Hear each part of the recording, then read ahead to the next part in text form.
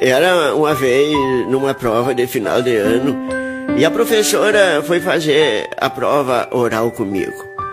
E ela era novata no colégio e ficou sendo observada pelo diretor. Aí nós ficamos sentados, eu fiquei de frente para a professora e o diretor ficou atrás de mim só observando. Aí a professora perguntou: Mulita, o que Dom Pedro I disse quando proclamou a independência do Brasil?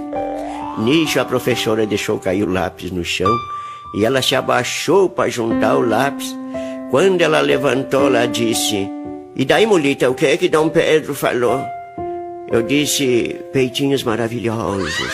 E ela disse: 1-0 pra ti e tá rodado, viu, seu bagaceiro? Aí eu só olhei para trás e disse pro diretor: olha, se tu não sabe, não assopra.